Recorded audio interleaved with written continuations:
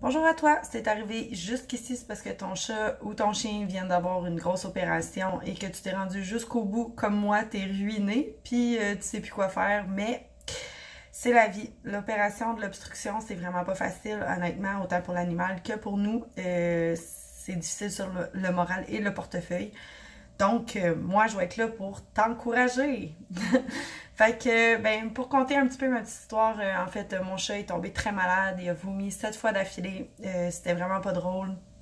C'est là où est-ce que j'ai compris qu'il se passait quelque chose qui fonctionnait pas dans son système. Je l'ai apporté dans une clinique qui s'appelle DMV, qui est une clinique d'urgence. On a diagnostiqué une gastro. Le lendemain, mon chat allait de pire en pire. Donc, ça allait vraiment pas mieux. Le médicament, de la manière qu'il agissait, le chat dépérissait plus vite. Donc, ça a été un deuxième retour, dans le fond, au DMV, qui est la clinique, pour un total de 1000 $ pour se rendre compte que, dans le fond, dans son intestin, son petit intestin, et dans son estomac, il y avait quelque chose qui fonctionnait pas.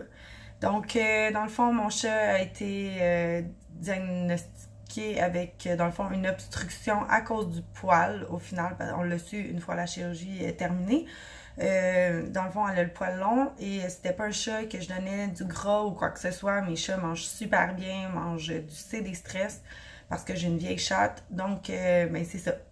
J'ai 2 chats. Fait que, donc, puis j'ai un chat à poil court. Peu importe. Ça a fait une obstruction de poil et on a dû se rendre en chirurgie au CVL à Laval, dans le fond. C'est une des plus grosses cliniques au Canada. Je veux juste, tu sais, dans le fond, t'énumérer comme ta semaine. Là. Genre, ça sera peut-être pas pareil pour toi, mais il y a quand même beaucoup de choses à prévoir. Surtout si c'est un chat qui est normalement énergique, jeune. Ça se peut que vous ayez un peu de difficulté. La mienne, c'est un chat que j'ai rescapé de dehors. Donc, c'était un chat qui est né à l'extérieur, que moi, j'ai ramené à la maison. Donc, déjà, probablement un petit peu de co-sanguin, puis de problèmes neurologiques, mais qui ne l'empêchent pas de vivre. Là, tu sais, c'est juste comme... Elle est juste weird, puis c'est vraiment la... C'est le chat qui donne l'énergie de la maison, c'est le petit soleil du matin, là. Honnêtement, elle me fait toujours rire. Fait que ça se peut que tu aies des problèmes si ton chat est énergique de la manière comme moi je t'explique comment le mien est. C'est un chat qui va vouloir continuer à bouger même après la chirurgie puis tout ça. Ça peut te donner des grosses cernes, avoir de la difficulté à dormir. C'est normal. Tu t'embarques dans un 2 semaines de calvaire. Tu sais, c'est pas un chien. Donc, je t'ai expliqué un petit peu, dans le fond, les médicaments que ton chat ou ton chien pourrait prendre. Moi, pour ma part, on a eu de la buprenorphine, dans le fond, qui est un analgésique à donner 3 fois par jour. Tout ça commençait à partir de minuit. OK? Fait que vous pouvez calculer que c'est aux 8 heures. Donc, minuit, 8 heures et 4 heures l'après-midi. Donc, vous devez être quelqu'un qui se couche quand même assez tard. Ou sinon, vous devez être capable de couper votre sommeil en deux, ce qui n'est pas mon cas. Aussi, moi, j'ai reçu le gabapentin comme analgésique aussi, qui était 3 fois par jour, qui commençait aussi à minuit. Donc, vous avez déjà en partant 2 médicaments qui sont des analgésiques pour traiter, dans le fond, les douleurs de votre animal. Ensuite, j'ai eu le oméprazole, qui est un antiacide pour l'estomac, dans le fond, pour éviter, je pense, beaucoup les reflux gastriques ou le fait qu'elle puisse vomir, qui est un comprimé qui est à donner 2 fois par jour pendant 4 jours. Donc, moi, ma dose était due à 8 heures. Donc, vous pouvez comprendre qu'à 8 heures et à 8 heures du matin, vous êtes sur un plan de match. J'ai aussi eu le Cerenia, qui est un anti-vomitif, qui était administré 1 fois par jour. Donc, ça aussi, c'était dû à minuit.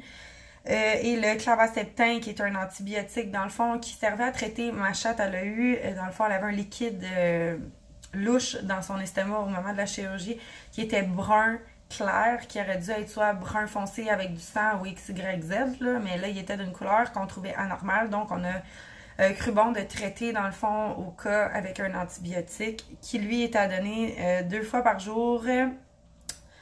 Et puis que lui aussi était dû pour 8 heures. Donc, je vous montre votre plan de match. Genre, c'est une liste. Vous devez vous faire un calendrier. Vous n'avez pas le choix. Vous ne dormirez plus jamais. OK? Vous avez un espace de 8 heures. Ça, c'est si ça va bien à la maison. Moi, ce que j'ai fait, c'est que j'ai créé une chambre complète pour le chat. Je vais vous amener voir. Donc, on va rentrer dans l'environnement du chat. C'est l'environnement qui est, dans le fond, qui prime pour, dans le fond, un bon repos pour que le chat puisse se remettre de sa chirurgie. Je sais que c'est pas pas tout le monde qui peut faire ça. Moi, par contre, j'ai préféré me priver moi puis donner l'opportunité de mon chat de s'en remettre au prix que ça a coûté. Donc, voici l'environnement. Ici. Ici. Coucher.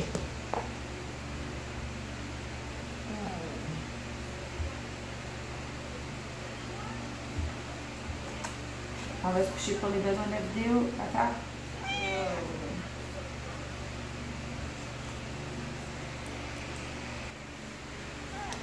Bon, fait que je m'excuse, je pense que j'ai chié mon affaire. Donc, voici la chirurgie. Dans le fond, oui, vous allez remarquer que c'est plus enflé ici. Je vais vous en parler par la suite. Dans le fond, elle est ouverte de la cage thoracique pratiquement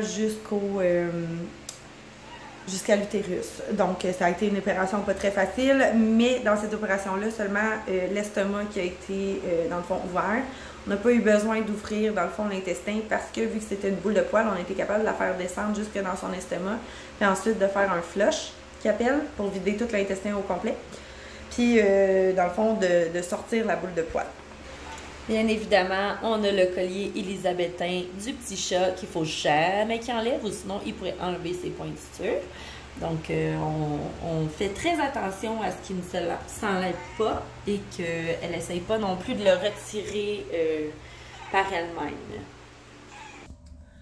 Ensuite, ben, comme je viens de vous montrer, elle était un petit peu plus enflée. Oui, vous allez l'entendre miauler, c'est normal. Donc, à cause qu'elle était un petit peu plus enflée et dans le fond, ce qui est après se créer, c'est un petit peu d'infection, dans le fond, au niveau de sa cicatrice dans le haut du thorax. En plus, elle avait commencé à suinter un jaune transparent. Donc, j'ai pris la décision de la retourner, dans le fond, à la clinique.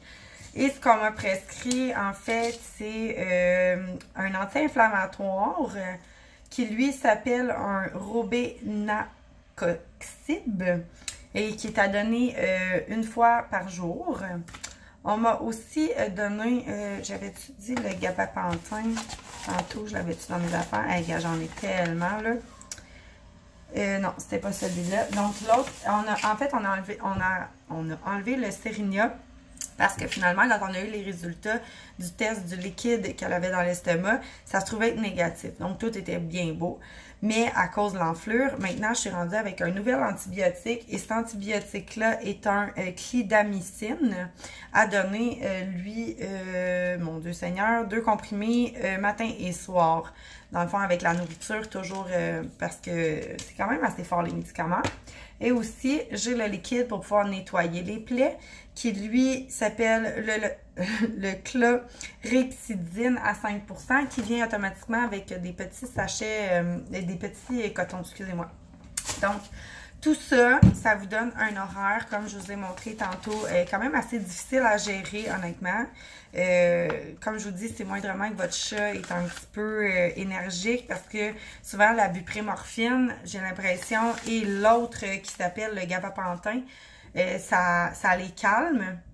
Mais quand le médicament arrête un peu de faire effet, ben les chats, en même temps, ils se remettent à vivre, là, tu sais.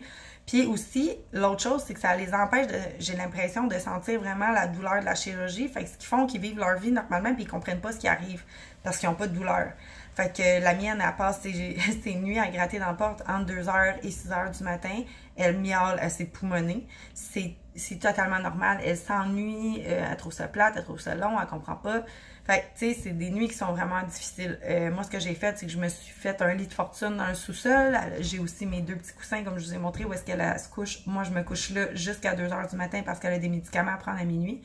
Donc, je fais acte de présence avec elle. C'est sûr que les jours à suivre seront pas faciles. Comme je vous ai dit, il faut vraiment, tu sais, passer son temps à inspecter les plaies. Moi, je suis tout le temps rendue dans la chambre. Si je l'entends pas, je rouvre la porte quasiment aux 30 minutes pour vérifier qu'elle n'ait pas enlevé son collier. C'est sûr que pas la télévision non plus 24h sur 24 parce que ça peut vraiment l'agresser, là. Je sais que c'est niaiseux, c'est juste un chat, mais à un moment donné, ils deviennent fous aussi, là. Tu sais, ça la passe son temps à entendre la télévision, elle fait pas un beau sommeil récupérateur. Fait que l'autre chose aussi pour donner les médicaments, c'est ce produit miracle-là qui est comme une pâte que je pourrais vous montrer, qui ressemble un peu à de la pâte à modeler. Vous pouvez mettre votre médicament dedans, l'enrouler comme une petite boule, là, puis le mettre directement dans le fond de sa gorge. Et puis ça passe comme de rien. Puis la boule, elle peut être quand même assez grosse, là, puis il n'y a pas de problème. Ce produit-là, en fait, je pense qu'il n'y a pas de nom. Ah, c'est un peel wrap. C'est un peel wrap véto-quinol, qui est quand même assez important à la quantité de médicaments qu'on donne à nos animaux quand ils sortent de chirurgie comme ça.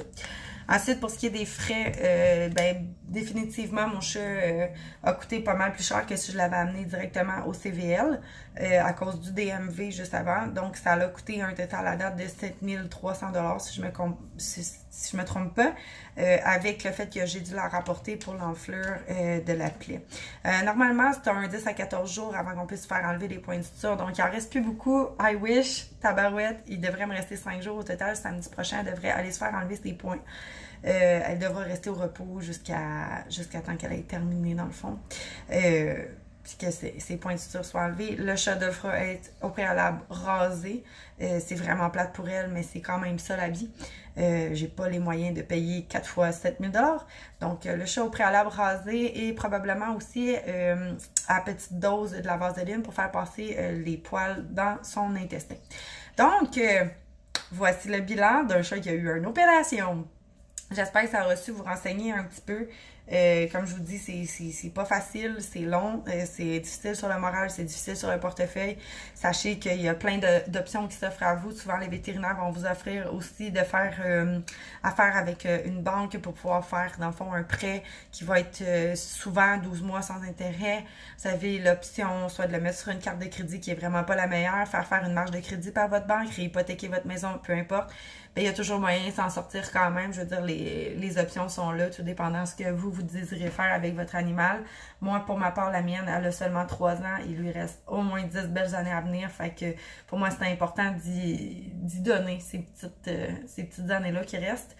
Puis, dans le fond, c'est sa deuxième vie. Hein?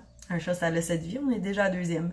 Ça fait que, ben là-dessus, je vous souhaite plein de courage, plein de patience, c'est très important. Puis n'hésitez pas, sortez de chez vous, allez prendre l'air un peu, ne serait-ce qu'entre les médicaments, un petit 2 heures en auto, en marche, prendre un verre sur le patio, fermer toutes les fenêtres en dedans pour pas l'entendre. Genre, ça fait du bien, c'est comme un enfant, faut savoir décompresser. Donc lâchez pas la patate, je vous embrasse, puis je vous soutiens de loin. Bye tout le monde.